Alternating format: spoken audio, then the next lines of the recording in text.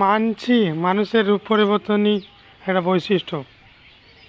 হ্যাঁ, তবে সেটা গিরগিটির মতো নয়, মানুষের মতো হবে।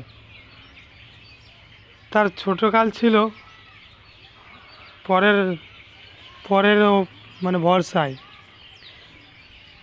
তারপরে সাবালক পর্যায়ে একটু ভরসা নিজের প্রতি, তারপরে সে মানুষ হবে, সে অপরকে সাহায্য করবে, নিজে ভরসার দ্বার হয়ে যাবে বন্ধু।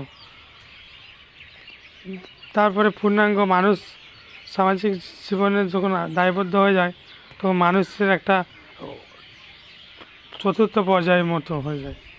তো এক একটা পর্যায়ে আবার ফিরে আসে, এক একটা পর্যায়ে এক একটা রকমভাবে, এক একটা পর্যায়ের পর আবার ফিরে আসে বৃদ্ধ বয়সে, সেই পরের অধীনে বন্ধু।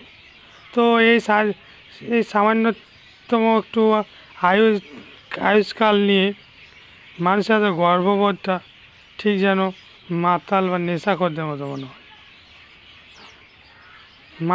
মাদকদ্রব্যহীন নেশাগ্রস্ত মানুষকে বলা হয় যারা অহংকারী, তাদেরকে।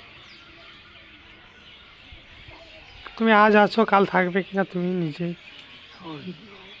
অজানা। তো সেই দুনিয়াতে আবার কেমন এত কিসের ঘনরটা?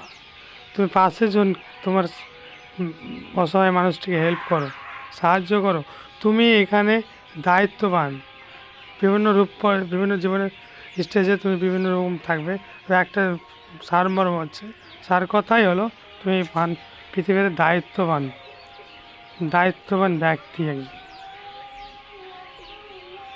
মাইন্ড ইট বন্ধু, never forget it, and continue your life for your family and your society.